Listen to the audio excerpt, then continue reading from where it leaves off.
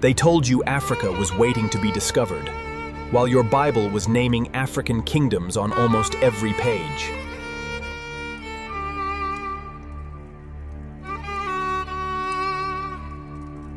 The Bible refers to an African empire more than 50 times.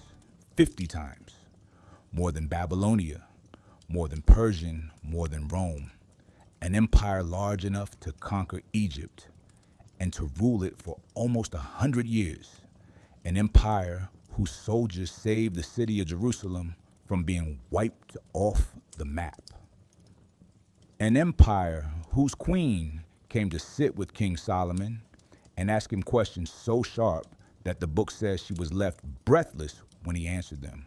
An empire that built more pyramids than Egypt, 255 of them, still standing in the desert of Sudan as we sit here breathing. And most black people in this country have never even heard the name. And that empire was called Cush. They were known as the Cushites. They were Negro. They were niggas. They were the great grandchildren of Noah through his son Ham. And the Bible itself, the same Bible your grandmama keeps on top of her nightstand, treats them like one of the most important countries on the face of the earth. Someone made sure you never learned that in Sunday school. Tonight, we're going to rectify that receipt by receipt.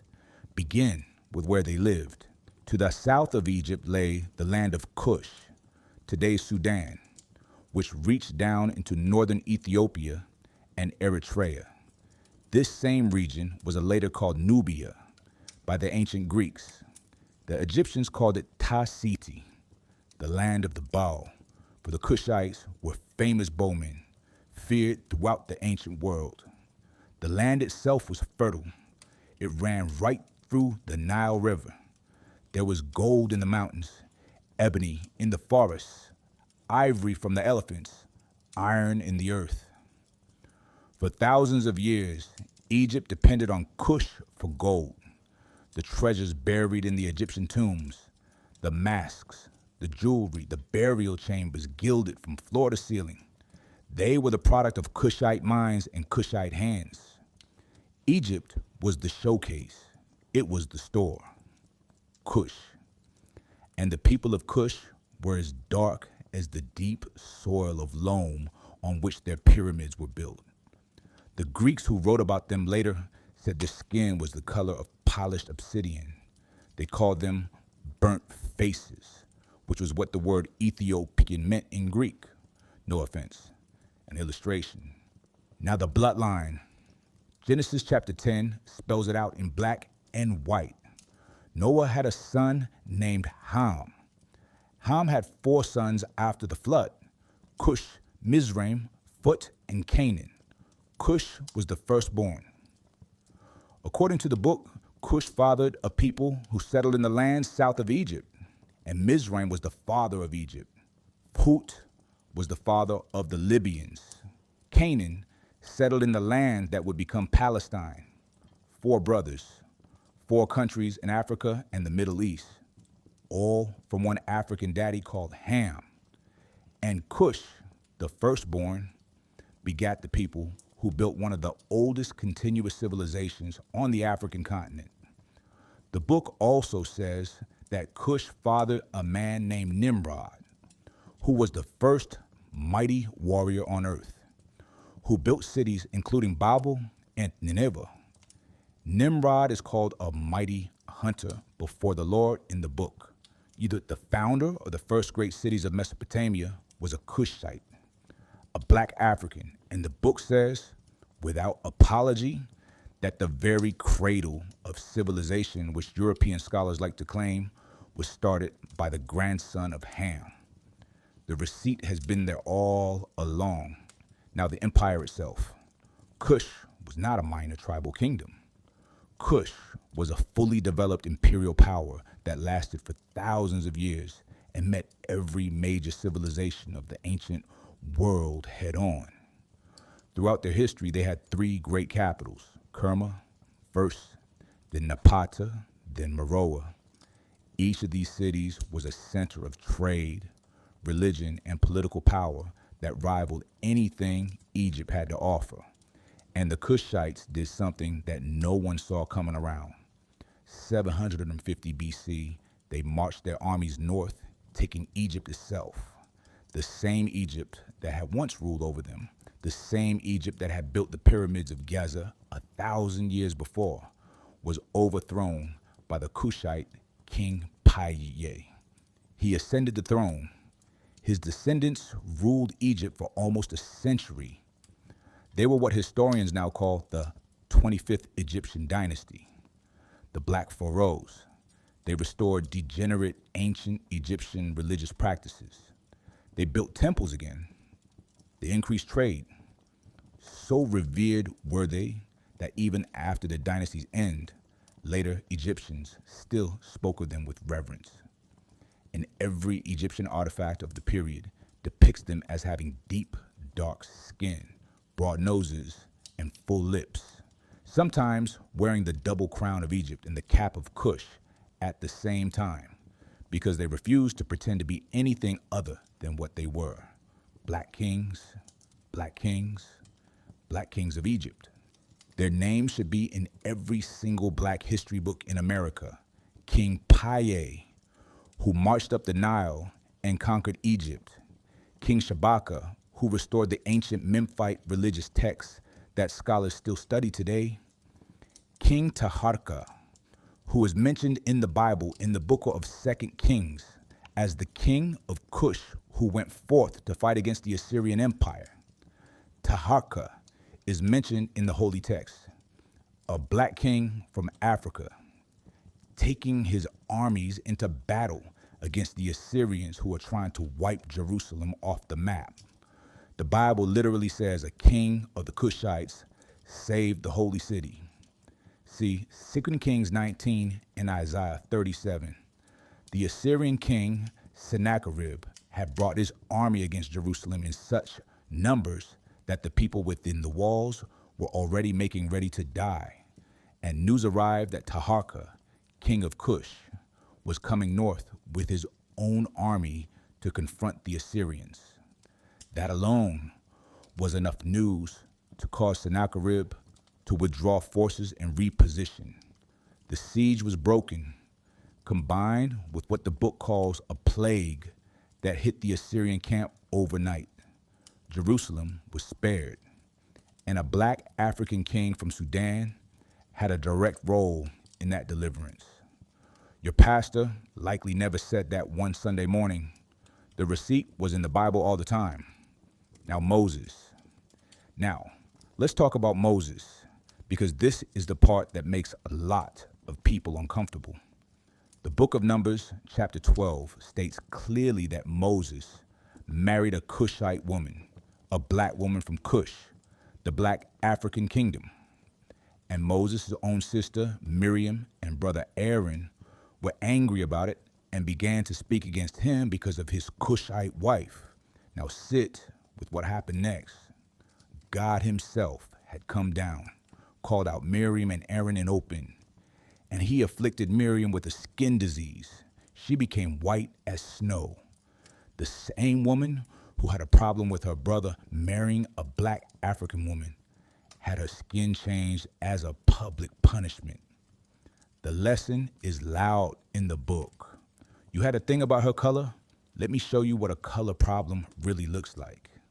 Moses had to intercede with God on behalf of his sister to be healed. The text is right there. Numbers chapter 12. Most preachers just walk right by it because the implications are too sharp for a comfortable Sunday morning. But the text is what it is. Moses, the lawgiver, the man who brought the Hebrews out of Egypt, the man who spoke to God face to face on Mount Sinai, married a black African woman from Cush. And that marriage was defended by God himself. Now think about who the Cushites were in the life of the Bible. They weren't background players. They were soldiers in foreign armies, merchants up and down the Nile, diplomats in royal courts, advisors to kings. The prophet Jeremiah was rescued from a muddy cistern by Ebed-Melech, a Cushite official who served in the court of the king of Judah. Jeremiah 38 says it all. Ebed-Melech, whose name literally means servant of the king, was a high-ranking African official in the Jewish royal court in Jerusalem. He was the only guy in the whole city who had the guts to go before the king and defend Jeremiah when the other officials had thrown the prophet into a pit to die.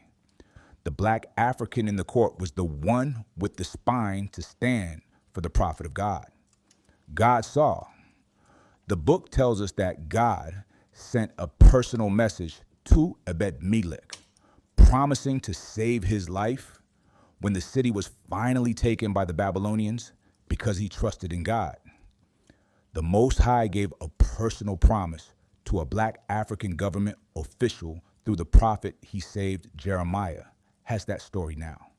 Most black congregations have not heard it preached one time.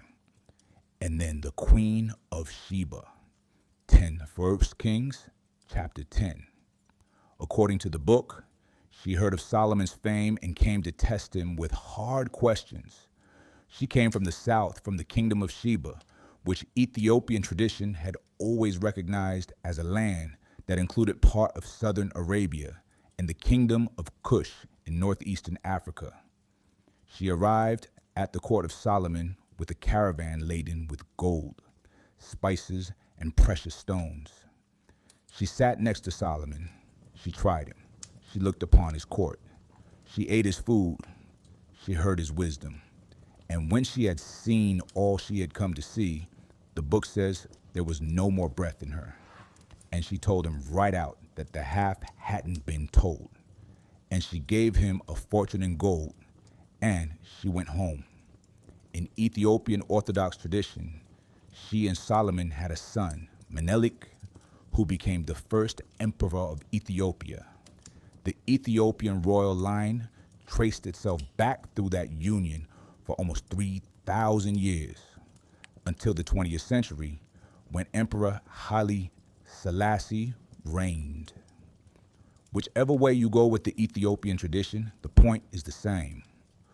A powerful black African queen sat down as an equal with the wisest king in Israel, gave him gifts, received gifts in return, and went home with her dignity intact. The book is reverent of her. The book treats her like royalty, because she was. Now let us skip ahead to the New Testament, Acts 8.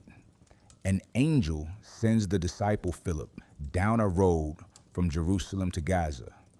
On that road, he meets a eunuch, a Cushite official, treasurer to a queen called Candace of Ethiopia. It wasn't a personal name, Candace. It was a title, like Pharaoh, passed down by a line of queen mothers who ruled the Meroitic kingdom of Cush. Now, this man was a high official of the court of a black African queen, and he had come all the way to Jerusalem to worship. Imagine it. A black African government official on a religious pilgrimage to the Jewish temple in Jerusalem, sitting in his chariot on his way home, reading the book of Isaiah out loud. Philip ran up to the chariot and asked him if he understood what he was reading. The Cushite said, "How can I unless someone interprets it to me?" And he bade Philip to come up into the chariot. They sat side by side. Philip gave an explanation of the passage. The Cushite believed it. They came to some water by the roadside, and the black African official said he wanted to be baptized then and there. Then Philip baptized him. And back he went with joy. An early church tradition holds that he carried the gospel back into Africa and helped plant the first churches in the Cushite kingdom. The first non-Jewish convert mentioned in the book of Acts was a black African man. Before Peter went into the house of Cornelius, even before Paul began his missionary journeys, the gospel went south into Africa first.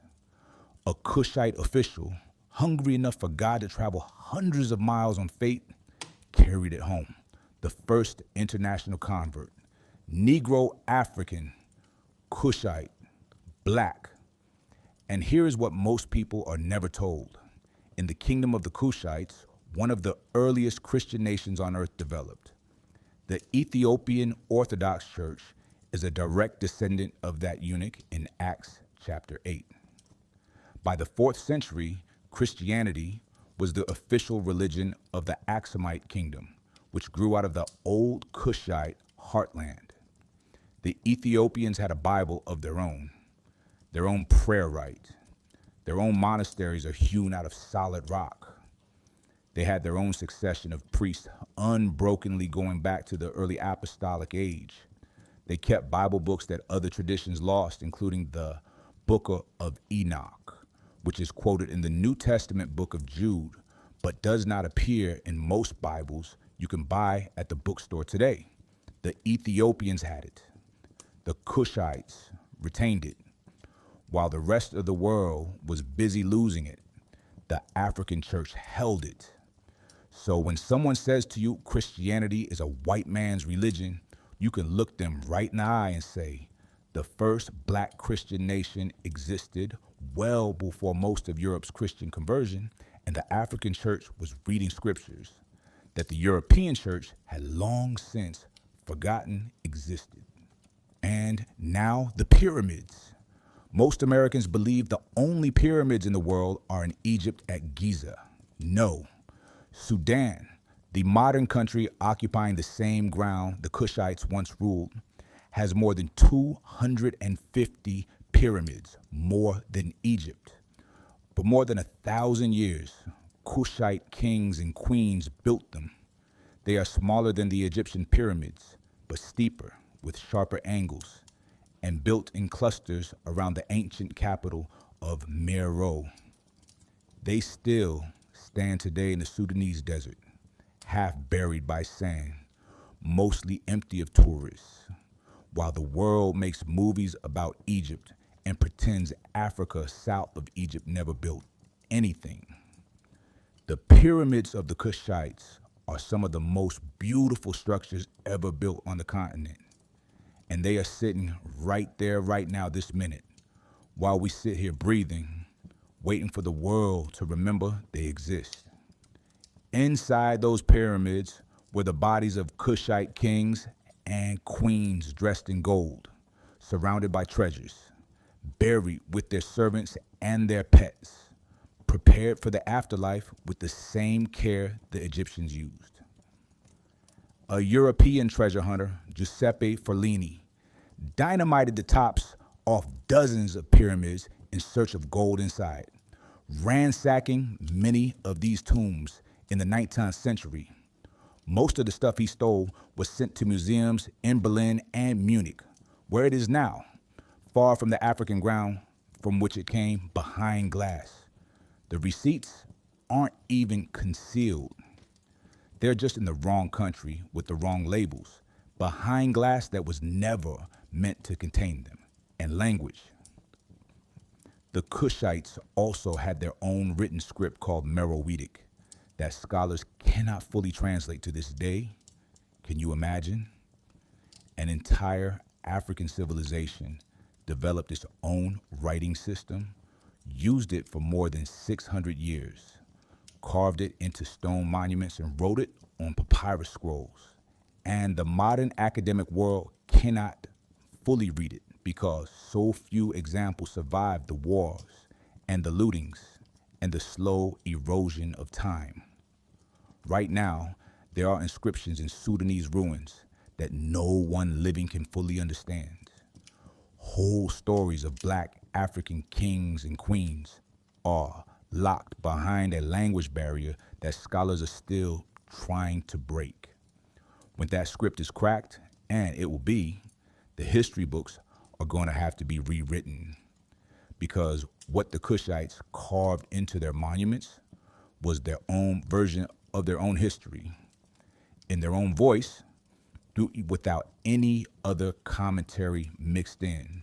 And that voice is going to come back into the world and tell us things that nobody has heard out loud in 2,000 years. Go look at the old pictures now. The Cushites were always being painted on the tomb walls of the Egyptians. always dark-skinned, sometimes with a skin tone markedly darker than the Egyptians themselves, with tightly coiled hair, broad noses, full lips, often clad in the leopard skins and the gold jewelry of their royal class. The Egyptians knew exactly what the Cushites looked like because they had been trading with them, fighting them, marrying them, and ultimately being ruled by them for thousands of years. The later Greeks painted the Cushites in the same manner: skin black, curly hair, African characteristics. In the 5th century BC, Herodotus, the so-called father of history, wrote that the Ethiopians, by which he meant the Cushites, were the tallest, most handsome, longest-lived people in the known world. Those are his words, not mine. A Greek historian wrote that black Africans were the most beautiful people on earth. Thus thought the ancient world. That was the consensus before the lie was engineered, and the lies did get organized. Beginning in the 1800s, European archaeologists and historians worked very hard to separate the Cushites from their African identity. They developed theories that the great African civilizations had actually been built by lighter-skinned migrants from the north. They identified dark-skinned mummies as servants and lighter-skinned mummies as nobility, even when the evidence was to the contrary. They wrote that the black pharaohs of the 25th dynasty had been an aberration, a short detour in the real history of Egypt. They downplayed the pyramids in Sudan. They starved archaeological work in Kushite territory, pouring resources into Egyptian sites. For more than 100 years, the entire field of ancient African studies was skewed to fit a narrative that placed European or Near Eastern origins at the top of every civilizational achievement on the continent. This was a deliberate cover-up. The cover-up was paid for. Textbooks published the cover-up, and it was taught in universities and broadcast in documentaries for generations. Most black Americans grew up not knowing that one of the greatest black African civilizations in human history is named over 50 times in the very Bible they read every Sunday. So bring this one all the way home. The Cushites were not an afterthought. The Cushites were a great power. They built cities, they made pyramids, they wrote in their own script. They were kings of Egypt. They had saved Jerusalem. They sent their queen to try the wisest king in Israel. They sent their treasurer home with the gospel before most of the world had ever heard the name of Jesus. They were prophets in the court of Pharaoh, warriors in their own armies, traders carrying gold up and down the Nile. They were black African people who made the world that the Bible was written into. The Bible itself names them over and over and over again because the writers of the Bible could not tell their own story without mentioning the African empire next door. Every black grandfather that has ever run a house with the dignity of a king walks in the line of Pie. Every black grandmother who walked with the dignity of a queen walked in the line of Candace. Every black uncle who ever stood up in a room full of powerful people and told the truth, like Ibn Malik, is walking in that same line of Cushite. Every black auntie who has ever sat at a table with so-called experts and asked questions sharp enough to render them speechless is following in the footsteps of the Queen of Sheba. We were not late to this tale. We were the empire next door all along. We were the kings, the Bible called by name. We were the queens, and our treasures sit in glass cases in European museums to this day. We was the soldiers that broke the siege of the Assyrians. We were the first foreign to the faith. In Africa, we were the gospel planting church planters before Paul ever wrote a letter. The receipts have always been there. The cover works because nobody reads anything beyond the parts they've heard before. And here is the last bit. The Cushite kingdom was still alive. The pyramids are still there. The Ethiopian Orthodox Church still prays. The bloodline is still running. The descendants of the Cushites are still alive, right now in Sudan, in Ethiopia, in Eritrea, in every African country those people scattered into over the last 2,000 years. And the Cushite bloodline is alive today in Birmingham, in Houston, and Atlanta, and Detroit, and the Bronx and New Orleans, because the slave ships pull from every corner of the continent, and the Cushite bloodline got mixed into the Black American bloodline a long time ago. Your great granddaddies are the kings in the Bible. The queens the Bible named are your great grandmothers. The empire that made the Bible is in your family tree. And the picture coming back into focus now is the picture that was always meant to be there. Please pass this along. Tell your elders in your family. Tell the young ones before someone else comes along with another version of the tale. Tell all the cousins who wondered why the great empires of the children's Bible never looked like anyone at the family reunion. Not because we weren't there. It's because somebody put us in a footnote and hoped you'd never read the footnotes. But the footnotes are screaming now. They're still the pyramids. The writing is still etched in the stone. The Bible still names the kings. The receipts are coming back to light, and once you see them, you can't unsee them. If this unlocks something for you tonight, to share it with the elders and the young ones in your family that need to hear the truth before somebody else paints over it. Drop me a comment and tell me if you've ever heard the name Cush before today, because I want to see how deep this silence goes. Stick around. There is a whole lot more of this picture we have still to bring back into the light.